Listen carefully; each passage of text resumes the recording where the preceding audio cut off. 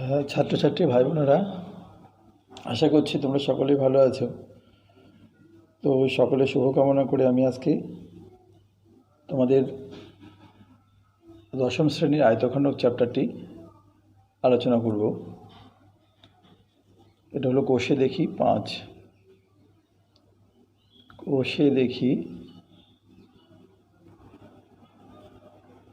কোষে দেখি 5 বলছে 4। আয়তঘনক, আমরা এটাকে সমকোণী চৌপলও বলে থাকি। সমকোণী চৌপল, অনেক সময় সমকোণী চৌপল বলে। সমকোণী চৌপল বললে যা হবে, আয়তঘনক বললেও তাই হবে। তো এবারে আমরা আয়তঘনক আগে একে দেখার চেষ্টা করি বা উদাহরণ সহকারে বোঝার চেষ্টা করি। আমাদের যে প্রত্যেকের যে ঘর, আমরা যে ঘরে থাকি, সেই রুমগুলো কিন্তু আয়তঘনক। তারপরে প্রত্যেকটি বই এক একটি আয়তঘনক। ইটও কিন্তু একটা আয়তঘনক, অর্থাৎ যার দৈর্ঘ্য প্রস্থ উচ্চতা 3টেই থাকে, তাকে আমরা কি বলে থাকি? আয়তঘনক বলে থাকি। তো আয়তঘনকের সংজ্ঞা তো সেটা নয়। আয়তঘনকের সংজ্ঞাটা একটু অন্যরকম, যে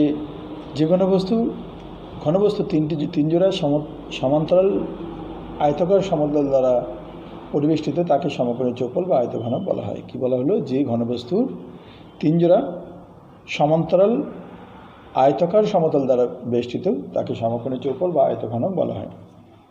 আমরা আগে একটা আয়তঘনক এঁকে নিই। আয়তঘনক আঁকতে গেলে দেখো কীভাবে আঁকবো, সবাই একটু বোঝার চেষ্টা করো।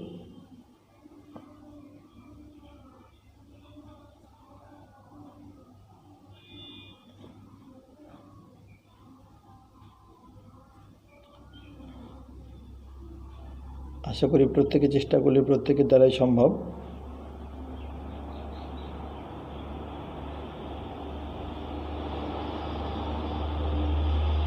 চেষ্টা করলে হয় না এমন কিছু নেই।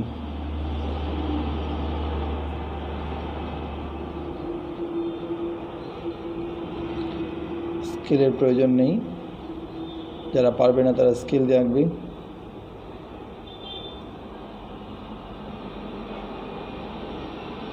লক্ষ্য করছো নিশ্চয়ই সকলেই। এটাকে যদি আমি দৈর্ঘ্য যদি আমি এ বলি, প্রস্থটাকে যদি বি বলি, আর এই উচ্চতাটাকে যদি সি বলি, দেখো এখানে কটা তল আছে? লক্ষ্য করো, এ বি সি ডি। আমি যদি এটা ই দিই, এটা এফ হয়, ই এফ, এটা যদি জি হয়, এটা এইচ হয়। তাহলে দেখো এ বি সি ডি তলের যা ক্ষেত্রফল, লক্ষ্য করো জি এইচ ই এফ বা ই এফ জি এইচ তলের তাই ক্ষেত্রফল একই হবে। তাহলে এই দুটো সমান্তরাল সমতল। আবার একই রকমভাবে সি বি জি এইচ এই তলের যা ক্ষেত্রফল হবে, এ এফ ই ডি এই সমতলের ক্ষেত্রফল তাই হবে। ঠিক একই রকমভাবে এ বি জি এফের যা ক্ষেত্রফল হবে, সি ডি ই এইচের ক্ষেত্রফলও ঠিক তাই হবে। তাহলে সেক্ষেত্রে আমরা এই যে আয়তঘনক এঁকেছি, আয়তঘনকের আমরা পার্শ্বতল বলতে যে আমরা ঘরের মেঝে আর এই ঘরের ছাদ, এই দুটো বাদ দিই 4 দেওয়াল, ধরো এই দেওয়ালটি, তার বিপরীত পাশে যে দেওয়ালটি রয়েছে, এই পাশের দেওয়ালটি আর এই দেওয়ালটি, এই 4টে দেওয়ালের ক্ষেত্রফল পার্শ্বতল। আর সমগ্রতল বললে ঘরের 4 দেওয়াল এবং ওপর নিচ অর্থাৎ মেঝে এবং ছাদ সহকারে ক্ষেত্রফল আমরা নির্ণয় করার চেষ্টা করি। তাহলে সেক্ষেত্রে এখানে আমরা যদি এখানে ধরে নিই যে দৈর্ঘ্য, এখানে দৈর্ঘ্য ধরে নাও, দৈর্ঘ্য এখানে কত, আগে সূত্রগুলো বুঝে নাও। দৈর্ঘ্য এ একক, প্রস্থ কি একক? প্রস্থ হলো বি একক,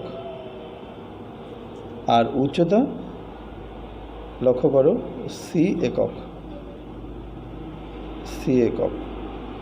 তাহলে আমরা এই এই মানে 4 দেওয়ালের ক্ষেত্রফল বা পার্শ্বতলের ক্ষেত্রফল কী লিখব? পার্শ্বতলের ক্ষেত্রফল নির্ণয় করি। ক্ষেত্রফল সবাই একটু বোঝার চেষ্টা করো। দেখো আমি যদি এই দাগটা কেটে নিই, লক্ষ্য করো এই যে এই দেওয়ালটি আর এই দেওয়ালটির ক্ষেত্রফল দেখো একই, লক্ষ্য করছো নিশ্চয়ই।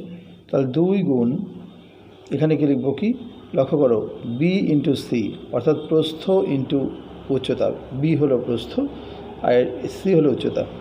তাহলে কী লিখব? 2 গুণ। কেন 2 গুণ? এটার যা ক্ষেত্রফল হবে এটাও তো প্রস্থ ইন্টু উচ্চতা, এটাও প্রস্থ ইন্টু উচ্চতা। তাহলে দুটো যেহেতু একই তাই 2 গুণ কী লিখব? প্রস্থ গুণ উচ্চতা। আচ্ছা, এরপরে যোগ।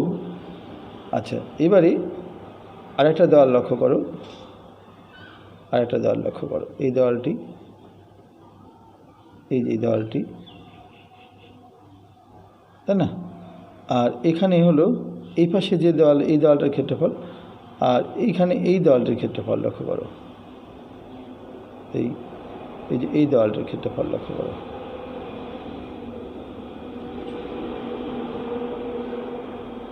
বুঝতে পারছো? আশা করি বুঝতে পারছো। তাহলে এই যে দেওয়ালটা, এই দেওয়ালটা লক্ষ্য করো, এই দেওয়ালটা, এই দেওয়ালটার যা ক্ষেত্রফল আর এখানে এই দেওয়ালটার একই ক্ষেত্রফল, দুটো একই ক্ষেত্রফল। তাহলে এটা দেখো, এটা দৈর্ঘ্য মানে এ আর এটা হলো উচ্চতা হলো সি। তাহলে আমরা কি লিখব? এই দেওয়াল, যেহেতু এই দেওয়ালের যা ক্ষেত্রফল এই দেওয়ালের তাই ক্ষেত্রফল, তাই লিখব 2 গুণ কী লিখব? ব্র্যাকেটে দৈর্ঘ্য গুণ উচ্চতা। তাহলে এটাই সূত্র। আমি যদি 2 কমন নিই, 2 কমন নিই এবং আর কি কমন নেব? উচ্চতা যদি কমন নিই, তাহলে 2 গুণ ব্র্যাকেটে কী হবে? প্রস্থ যোগ দৈর্ঘ্য, ব্র্যাকেট বন্ধ করব, ইন্টু উচ্চতা। এটা হলো পাশে বর্গ একক, বর্গ একক। এটা আয়তঘনকের পার্শ্বতলের ক্ষেত্রফল। এবার যদি আমরা আয়তঘনকের পার্শ্বতলের ক্ষেত্রফলের জায়গায় যদি বলি সমগ্র তলের ক্ষেত্রফল, সমগ্র তলের ক্ষেত্রফল, সমগ্র তলের ক্ষেত্রফল, ক্ষেত্রফল, তাহলে আরও দুটো যুক্ত হবে। এই দুটো তো আছেই। কী লিখব? 2 গুণ কি দৈর্ঘ্য ইন্টু উচ্চতা যোগ 2 গুণ প্রস্থ, এই এটা তো প্রস্থ ছিল, প্রস্থ ইন্টু উচ্চতা, এটা হলো দৈর্ঘ্য, দৈর্ঘ্য গুণ উচ্চতা, দৈর্ঘ্য গুণ উচ্চতা। আচ্ছা, আর একটা, এটা তো 4 দেওয়াল হলো, আর উপরে ছাদ আর নিচে হলো মেঝে। এই যে এটা, এই ছাদ আর এটা হলো মেঝে, একই। ছাদের যা ক্ষেত্রফল হয় মেঝের তাই ক্ষেত্রফল হয়। আর মেঝেতে লক্ষ্য করো, মেঝের ক্ষেত্রফলের সূত্র হলো দৈর্ঘ্য, এটা দৈর্ঘ্য ইন্টু প্রস্থ। দৈর্ঘ্য যদি এ হয় আর প্রস্থ যদি বি হয়, প্রস্থ যদি বি হয়, তাহলে কী হবে? 2 গুণ দৈর্ঘ্য ইন্টু প্রস্থ, পাশে বর্গ একক, বর্গ একক।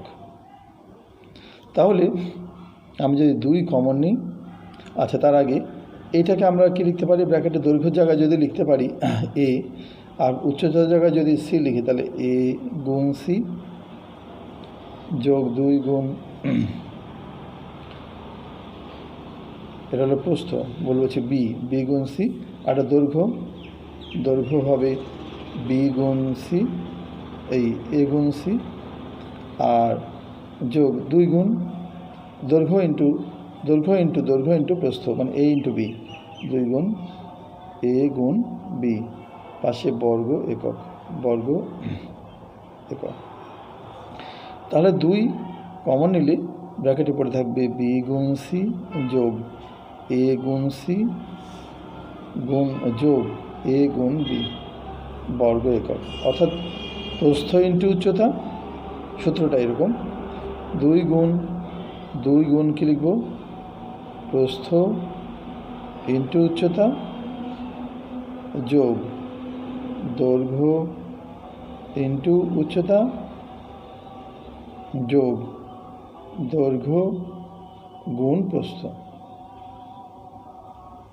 পাশে বর্গ একক। আচ্ছা, এরপরে এটা হলো সমগ্র তলের ক্ষেত্রফল। তাহলে আয়তনের সূত্র কী হবে? আয়তনের সূত্র খুব সহজ, আয়তন বা ঘনফলের সূত্র খুব সহজ, দৈর্ঘ্য প্রস্থ উচ্চতা তিনটে গুণ করব, দৈর্ঘ্য গুণ প্রস্থ গুণ উচ্চতা, কী হবে? ঘন একক, ঘন একক। এই তিনটে গুণ করলে, দৈর্ঘ্য প্রস্থ উচ্চতা গুণ করলে আমরা আয়তন পাই। এবারে আমরা শিখব হলো ঘনকের কর্ণের সূত্র। কর্ণ বলতে কি বুঝি লক্ষ্য করো, এই যে জি আর এই ডি, এই কোণা এই কোণা যদি আমি জুড়ে দিই, লক্ষ্য করছো নিশ্চয়, এটা হলো কর্ণ, এটা হলো কর্ণ। তাহলে কর্ণের সূত্র পেতে গেলে, লক্ষ্য করো, কর্ণের সূত্র পেতে গেলে কী করে আমরা পাই? আচ্ছা, কর্ণের সূত্র বের করতে গেলে আগে ভূমির কর্ণ বের করতে হয়। ভূমি দেখো আয়তক্ষেত্র, ভূমির কর্ণের সূত্র কি? ভূমির কর্ণ হলো, ভূমি যেহেতু আয়তক্ষেত্রের কর্ণের সূত্র হলো √এর মধ্যে দৈর্ঘ্য স্কয়ার প্লাস প্রস্থ স্কয়ার। তাহলে এটা কি হবে? দৈর্ঘ্য স্কয়ার প্লাস প্রস্থ স্কয়ার। আর সঙ্গে এটা হলো উচ্চতা, এটা হলো উচ্চতা। তাহলে কী হলো? দৈর্ঘ্য স্কয়ার প্লাস প্রস্থ স্কয়ার প্লাস উচ্চতার স্কয়ার, দৈর্ঘ্য স্কয়ার প্লাস প্রস্থ স্কয়ার প্লাস উচ্চতার স্কয়ার। তাহলে এটা আমরা বলি আয়তঘনকের কর্ণ। তাহলে আয়তঘনকের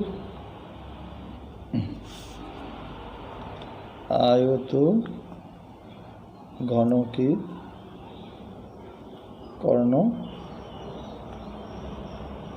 আয়তঘনকের কর্ণ সমান আমরা কী লিখব? √, দেব, দিয়ে লিখব দৈর্ঘ্য স্কয়ার যোগ প্রস্থ স্কয়ার যোগ উচ্চতা স্কয়ার, পাশে ঘন, শুধু একক, ঘন বলছি শুধু একক। এবারে লক্ষ্য করো ঘনকের আমি একটা ঘনকের ছবি আঁকি, লুডুর ছক্কা, কিন্তু একটা ঘনকের উদাহরণ। ঘনকে কী হয়? 4টে বাহুর দৈর্ঘ্যই সমান হয়। লক্ষ্য করো, 4টে বাহুর দৈর্ঘ্যই সমান আমি আঁকার চেষ্টা করি, ভুল হতে পারি। আচ্ছা, ঠিক একই রকমভাবে এটার যা মাপ এটারও তাই মাপ হবে, এটারও তাই মাপ হবে।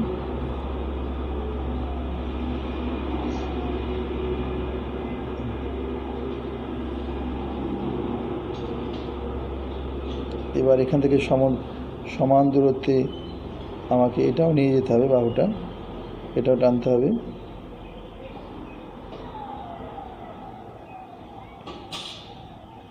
আচ্ছা, এবার এটাকে টানতে হবে, টানার পর এটাকে জুড়ে দাও, এটাকেও জুড়ে দাও। তাহলে লক্ষ্য করো যে যেটা আয়তঘনক ছিল, যখন আয়তঘনকের দৈর্ঘ্য প্রস্থ উচ্চতা আলাদা ছিল, কিন্তু ঘনকের দৈর্ঘ্য প্রস্থ উচ্চতা তিনটেই সমান। অর্থাৎ এটা যদি এ হয়, এটাও যদি এ হয়, অর্থাৎ দৈর্ঘ্যও যদি এ হয় একক, প্রস্থও যদি একক হয়, উচ্চতাও যদি এ একক হয়, তিনটেই যদি সমান হয়, তাহলে আমরা আয়তঘনকের যে সমগ্র তলের ক্ষেত্রফল, আয়তন এবং কর্ণ, ওই তিনটে থেকে আমরা ঘনকের সমগ্র তলের ক্ষেত্রফল, আয়তন এবং ঘনকের কর্ণের সূত্র বের করতে পারি। তাহলে ঘনকের সমগ্র তলের ক্ষেত্রফল সমান আমরা কি লিখতে পারি? দেখো, যার বাহুর দৈর্ঘ্য, ধরো এই দৈর্ঘ্য তার মানে কি? দৈর্ঘ্য প্রস্থ উচ্চতা তিনটে সমান। তাহলে দৈর্ঘ্য প্রস্থ উচ্চতা যদি সমান হয়, তাহলে এইটা কি, এটার ক্ষেত্রফল কী হবে? কারণ এটাও এ, এটাও এ, এটাও এ, এটাও এ, তাহলে এই ক্ষেত্রফল কি এ স্কোয়ার, তাহলে এটার ক্ষেত্রফল কী হবে এ স্কোয়ার, এটার ক্ষেত্রফল কী হবে এ স্কোয়ার, কারণ বাহু ইন্টু বাহু, বর্গক্ষেত্রের প্রত্যেকটা, কারণ এখানে প্রত্যেকটা বর্গক্ষেত্র, প্রত্যেকটা তল, প্রত্যেকটা বর্গক্ষেত্র। এখানে কটা তল আছে লক্ষ্য করো, ওপরে একটা তল, নিচে একটা তল, এই পাশে একটা তল, এই পাশে একটা তল, এই একটা তল, এই একটা তল, মোট 6টা তল। 6টা তলে তাহলে প্রত্যেকটার ক্ষেত্রফল যদি বাহুর স্কোয়ার হয় তাহলে কটা তল আছে 6টা, তাহলে কী হবে 6 গুণ বাহুর স্কোয়ার। এখানে 6 গুণ বাহু যেহেতু এ, তাহলে এ স্কোয়ার বর্গ একক, যেখানে এ হলো বর্গক্ষেত্রের একটি বাহু, যে হলো এ হলো একটি বর্গক্ষেত্রের একটি বাহু। এবার ঘনকের আয়তন কী হবে, ঘনকের আয়তন হবে, ঘনকের আয়তনের সূত্র কি, আয়তনের সূত্র আমি কি বলেছি, দৈর্ঘ্য আগে পড়েছি, গুণ প্রস্থ গুণ উচ্চতা, তাহলে ঘনকের দৈর্ঘ্যও এ, প্রস্থও এ, উচ্চতাও এ, তাহলে আমরা লিখতে পারি এখানে ঘন একক সমান হবে কত এ কিউব, ঘন একক।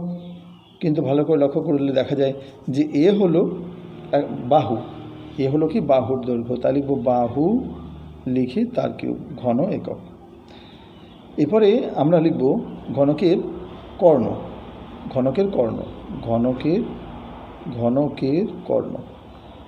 কর্ণ লক্ষ্য করে আয়ত ঘনকের কর্ণ সূত্রটা আমি আগে লিখে নিই, কি দৈর্ঘ্য স্কয়ার যোগ প্রস্থ স্কয়ার যোগ উচ্চতার স্কয়ার। আচ্ছা, দৈর্ঘ্যের মান আমি লিখতে পারি এ স্কয়ার, প্রস্থের মান লিখতে পারি বি, তার মানে বি স্কয়ার, এটার মান লিখতে পারি সি, তার সি স্কয়ার। কিন্তু এখানে এ বি সি নেই, আছে প্রত্যেকটা ক্ষেত্রে এ, দৈর্ঘ্য এ, প্রস্থ এ, উচ্চতা এ, তাহলে 3টে এ যোগ করলে হয় রুটের বাড়ির মধ্যে 3 এ স্কয়ার। তাহলে যেহেতু দুটো স্কয়ার আছে মানে এ গুণে, তাহলে রুট থেকে একটা এ বেরিয়ে চলে যায় আর পড়ে থাকে রুটের মধ্যে 3। তাহলে আমরা এটাকে লিখতে পারি কি যে বাহু রুট 3 পাশে একক, বাহু রুট 3 পাশে একক। এটা ঘনকের আয়তঘনকের কর্ণ। তাহলে আমরা এই সূত্রগুলো প্রত্যেকেই আশা করি বোঝাতে পেরেছি। তো প্রত্যেকেই সূত্রগুলো মুখস্থ করবে, খুব ভালোভাবে মুখস্থ করবে, মন দিয়ে বোঝার চেষ্টা করবে এবং নিজেরা অভ্যাস করবে, তাহলে অংশগুলো ঠিক হয়ে যাবে। আচ্ছা, এরপরে আমি অঙ্কে চলে যাই। অঙ্কে দেখো জরুরি অঙ্ক যেগুলো, সেগুলো নিয়ে আলোচনা করি।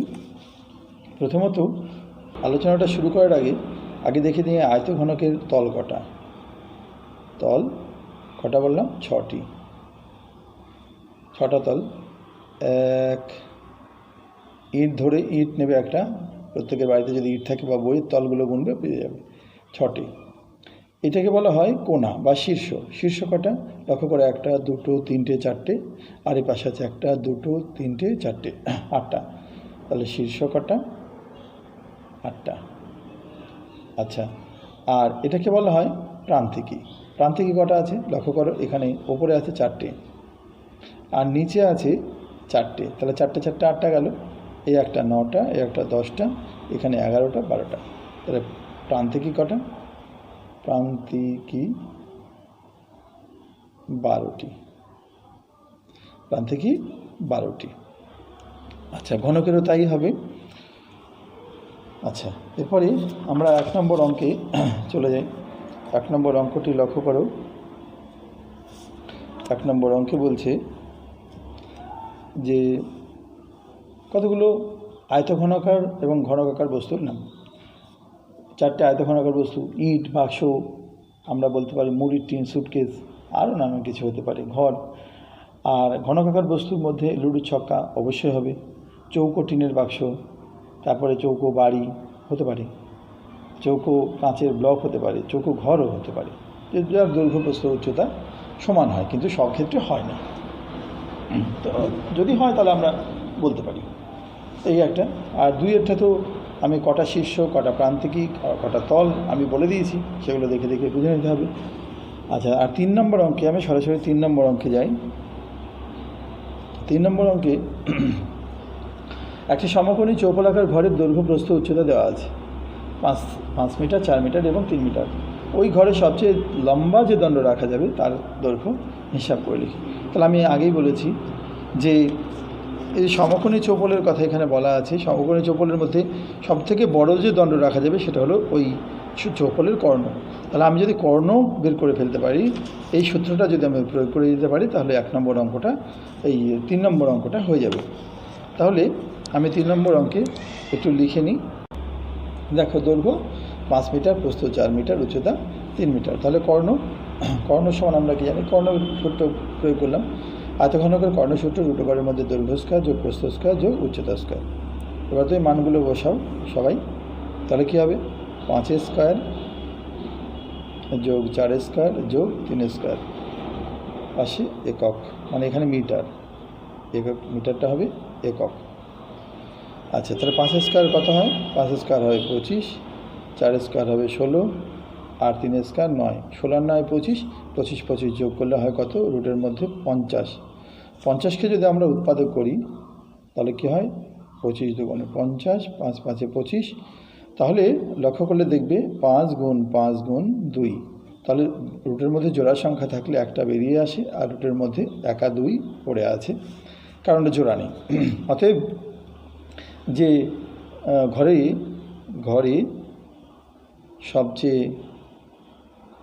সবচেয়ে লম্বা যে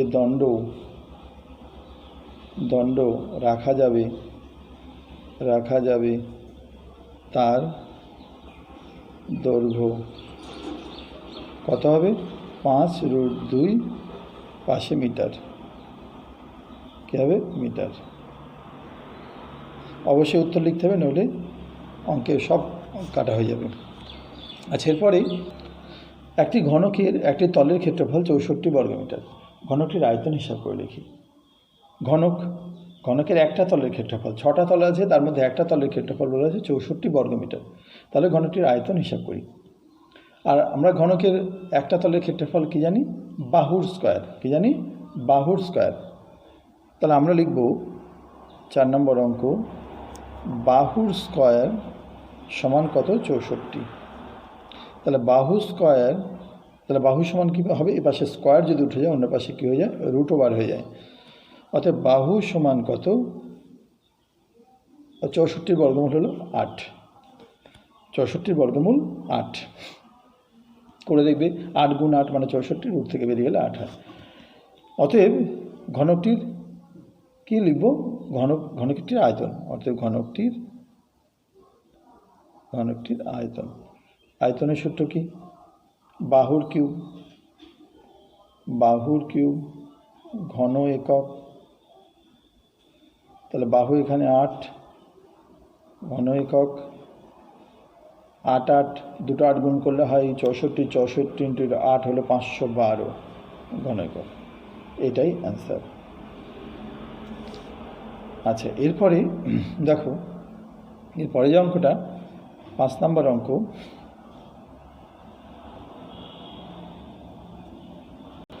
লক্ষ্য করে আমি একটা ছবি এঁকেছি।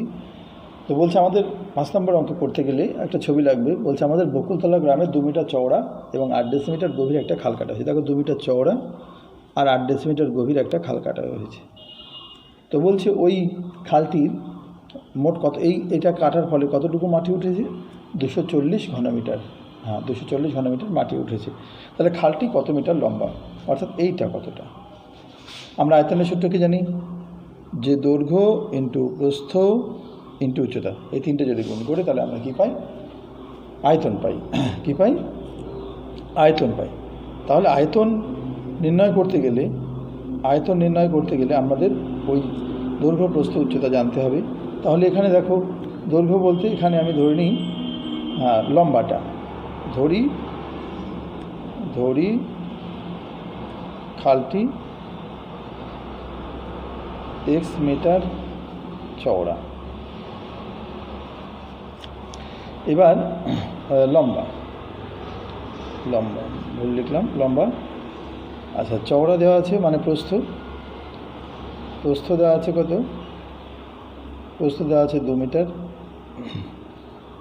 আর গভীরতা দেওয়া আছে, যাকে আমরা বলি উচ্চতা। গভীরতা বা উচ্চতা দেওয়া আছে কত? 8 ডেসিমিটার। ভালো করে লক্ষ্য করো, এটা মিটারে আছে, এটা ডেসিমিটারে, তাহলে একই এককে আনতে হবে, কারণ আয়তনটা ঘন মিটারে আছে। তাহলে ডেসিমিটারকে মিটারে আনতে গেলে 10 দিয়ে ভাগ করতে হয় মিটার, মানে 0.8 মিটার। অতএব ঘনকটির আয়তন, ঘনকটির নাকি আয়ত ঘনকটির, হ্যাঁ আয়ত ঘনকটির, আয়ত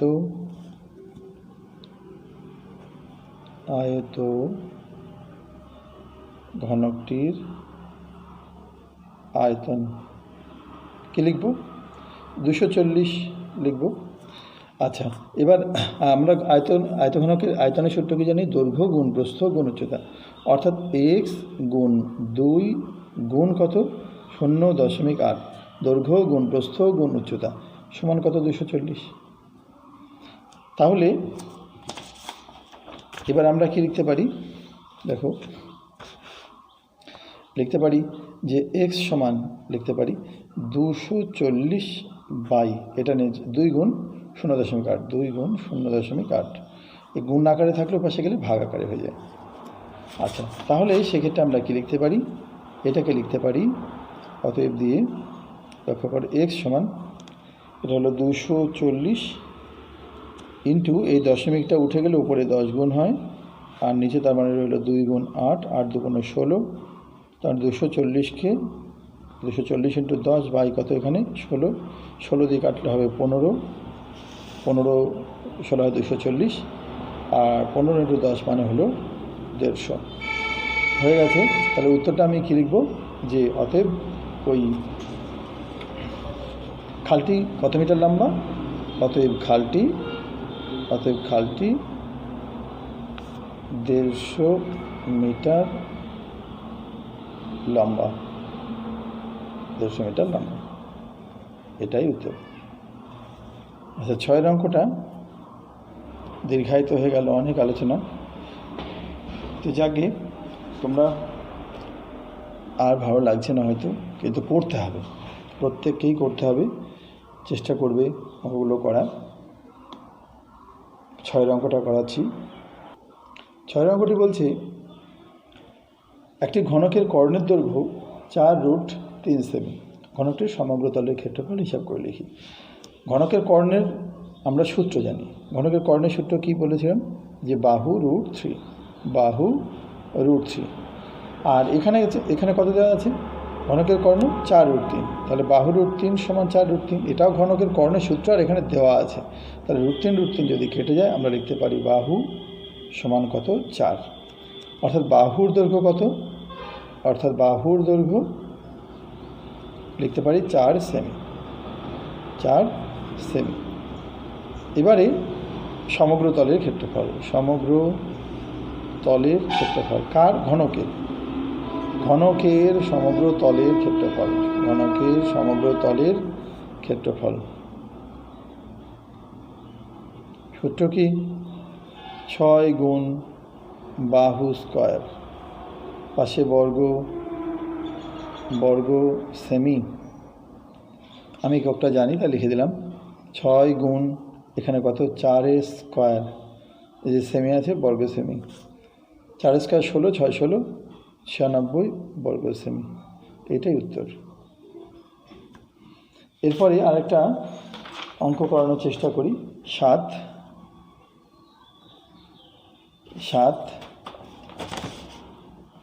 ভালো লাগলে অবশ্যই সাবস্ক্রাইব এবং শেয়ার করবে এবং কমেন্ট করে জানাবে। একটি ঘনকের 7 নম্বর অঙ্ক বলছে, একটি ঘনকের ধারগুলির দৈর্ঘ্যের সমষ্টি 60 সেমি। ঘনকের ঘনফল হিসাব করে লিখি। ঘনকের ধারগুলির সমষ্টি, কটা ধার আছে ঘনকের? 12টা ধার আছে, আর 12টা ধারের প্রত্যেকটির দৈর্ঘ্য সমান। ঘনকের 12টা ধার আছে, তাহলে কটা ঘনক? দেখো ঘনকের কটা ধার, দেখো 1টা 2টো 3টে 4টে, এই একটা 5টা, এই একটা 6টা, 7টা 8টা 9টা 10টা 11টা 12টা, কটা ধার? 12টা ধার, এবং প্রত্যেকটা ধারের দৈর্ঘ্য বলেছি সমান। তাহলে আমরা কি জানি কত দেওয়া আছে? দৈর্ঘ্যের সমষ্টি, ধারগুলির দৈর্ঘ্যের সমষ্টি 60 সেমি। তাহলে আমরা কি জানি? কটা ধার? 12টা ধার। তাহলে 12 প্রতিটি ধারের দৈর্ঘ্য, প্রতিটি ধারের দৈর্ঘ্য কী লিখব? সরাসরি লিখে দিই। যেহেতু সমষ্টি দেওয়া আছে 60 আর কটা ধার আছে 12টা, 12 দিয়ে ভাগ করি, তাহলে প্রতিটি ধারের দৈর্ঘ্য বেরিয়ে যাবে 5 12 60, 5 সেমি। এবার চেয়েছে ঘনকটির ঘনফল। কত? ঘনফলের সূত্র বাহুর কিউব ঘন সেমি। এখানে কী হবে? 5-এর কিউব ঘন সেমি, 5-এর কিউব 125 ঘন সেমি, 5 5 25, 5 25 125, 5 5 25, 5 25 125 ঘন সেমি। আশা করি বুঝতে পেরেছ। অঙ্কগুলো প্রত্যেকে খাতায় নোট করবে এবং একদম শুরু থেকে শেষ পর্যন্ত সব নোট করবে, এবং ভালো লাগলে অবশ্যই লাইক এবং কমেন্ট শেয়ার অবশ্যই করবে, অবশ্যই করবে।